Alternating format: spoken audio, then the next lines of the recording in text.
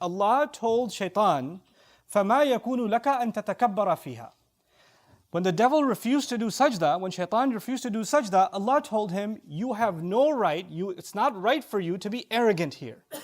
The problem of the devil was arrogance. And that's the reason he got kicked out. فَخْرُجْ إِنَّكَ مِنَ الصَّاغِرِينَ. Get out of here. He was expelled because he was arrogant. Now, because he's angry at humanity, you expect that he would turn back to Allah and say, well, you kicked me out of here because I'm arrogant. I'm going to prove to you that they're arrogant. So they don't deserve this place either. But instead of telling Allah, oh, you think I'm arrogant? Let me show you how arrogant they are. He said, you think I'm arrogant? Once I'm done attacking them, I will prove to you, not that they're arrogant, but they're not grateful. لَا تَجِدُ أَكْثَرَهُمْ شَاكِرِينَ. So it's a switch. The switch is, if the complaint against the devil is that he's arrogant, then he should prove that I'm not that different from these guys. Look, they're arrogant too. But no, he says, I will prove that they are ungrateful. What Quran has done so strategically and so wisely here is that's actually shown us something. The opposite of arrogance, we think the opposite of arrogance is humility in the dictionary. The opposite of arrogance is what? Humility. But in the Quran, the opposite of arrogance is gratitude. So Allah has taught us a new opposite, you see. And so what we're learning now is, it is impossible for a human being to be arrogant if they are grateful. And if they are grateful, there's no way arrogance will hurt them. And the fact that arrogance occurs, that can only be a manifestation of a lack of shukr.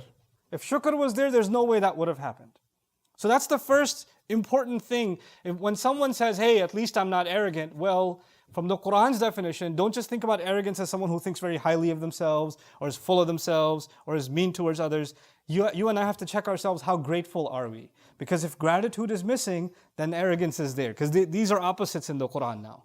These have been placed against one another. The next thing that's important here, I kept telling you, Shaitan comes from 4 directions. And now we're learning, if his attack is successful, what's the goal? The goal is not for human beings to make a mistake. That's not his goal, that's not enough. Because Allah created the human beings programmed to make mistakes. كُلُّ بَنِي آدَمْ خَطَّاءُونَ. All children of Adam keep on making mistakes. That's what we do. Human beings are not made perfect. We're not angels, we have choice. We have shortcomings. As a matter of fact, I kept telling you, even when we do good deeds, they have shortcomings. Even when we make salah, it's not perfect. Even when we recite Quran, it's not perfect. Even when we do Hajj, it's not perfect. When we fast, it's not perfect. So we're imperfect by definition. So the fact that we have mistakes is no surprise. The devil's mission is not to get us to make a mistake. The devil's mission is clear in this ayah. Once I attack them from these directions, I will prove to you that they are not grateful. If he can get gratitude out of us as a result of our mistakes, then he's successful. That's actually his goal, to remove the sense of appreciation of Allah and to do things out of the appreciation and the shukr to Allah, our optimistic, feeling towards Allah. If you think about our relationship with Allah, for so many people, their relationship with Allah is based on fear. If you don't pray, Allah is going to burn you. If you don't do this, Allah is going to punish you. Your first impulse of your relationship with the one who made you is that you should be afraid of Him. And though fear is a part of my relationship with Him, the most powerful force inside me that should make me do something for Allah, like pray, like eat halal, like do the right thing, like stay away from evil deeds, is actually gratitude. Allah has done so much for me, the least I can do is these few things.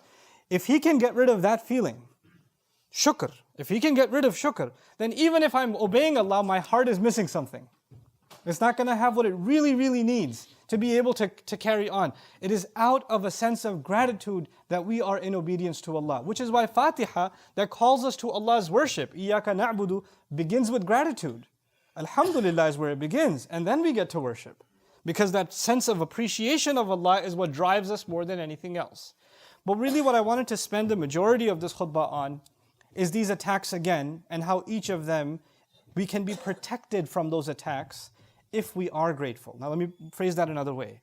He said to Allah, I will attack them from 4 sides, and I'll prove to you that they're not grateful. In other words, if they were grateful, these attacks wouldn't have worked. If they're actually grateful, then the attacks will fail. If they have shukr, they're not going to succeed.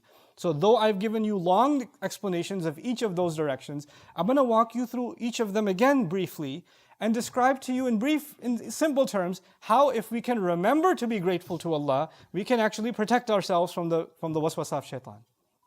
When he comes from the front, he attacks you and me from the front, he tempts us from what we can have. You see something in front of you, you're tempted by it, the greed. And what comes from the front is also your future. You start thinking about your future or worried about your future. Is this going to happen or is that going to happen? And sometimes you start making bad decisions, decisions that Allah won't be happy with because you're concerned about your future. If you and I have shukr inside us, deep gratitude of Allah inside us, then we know that if you look back in your past, how many times has Allah provided for you? How many times have you been and I've been in a problem and Allah has taken care of us all this time? Why do you think that all of a sudden now Allah will not take care of you? In other words, whatever temptation comes to you from the front, if you and I can learn to be grateful for what we have and not go towards something more than what we need, not let our greed get in the way, not let our reliance of Allah go away, but be grateful He's taken care of me this far, why would He leave me now? This is the same thing Allah said to His Messenger sallallahu alaihi wasallam, مَا وَدَّعَكَ رَبُّكَ وَمَا قَلَى. Allah didn't abandon you. Just because you're going through a hard time and you see something in front of you that you might just grab onto and take it because you're desperate, no. وَوَجَدَكَ ضَالًّا فَهَدَى وَوَجَدَكَ عَائِلًا فَأَغْنَى. You were in desperate need. He provided you before. He reminds him. Your past should remind you how grateful we should be even in times of crisis, which is why this is the key here. If you're tempted by something that comes in front of you, أَمَّا بِنِعْمَةِ رَبِّكَ فَحَدِّثْ, then actually be grateful to Allah by talking about the favor Allah has done for you. This is what Yusuf alayhi salam did. Yusuf alayhi salam was tempted by that minister's wife. She tried to seduce him. What was his immediate response? مَعَاذَ اللَّهِ إِنَّهُ رَبِّي أَحْسَنَ مَثْوَايَ. My master has been really good to me. First he sought Allah's protection and immediately he said, Allah has been good to me, meaning he was shakir, he was grateful immediately. And that protected him. If you can acknowledge the favor of Allah on you, then the attacks that come from the front, you'll be able to stay away from them. The attacks from behind are scarier though. The attacks from behind are like I described to you before, sometimes people were living in a life of sin. They were doing things they weren't supposed to do, and Allah pulled them out. Maybe it happened last Ramadan, maybe it happened last Jumu'ah, maybe it happened 2 hours ago, I don't know. But Allah pulled you out of sin. And you feel the burden lift from inside you. That's a feeling only you know, nobody else, you can't even describe it to anybody else. You can feel the tears rolling down your eyes because Allah has pulled you into light again. And He's removed darkness from you. And the evil that you felt that was weighing on you has been taken away from you. Now you're in a sense of relief that Allah has actually given you this gift, that He's able to get you away from a life of evil, from a sin. Now that you have that for a while, the devil comes back and says, hey, want to go back? He tries to pull you back again. And when he's about to pull you back, at that moment you and I have to remember the moment we felt gratitude that Allah pulled us out.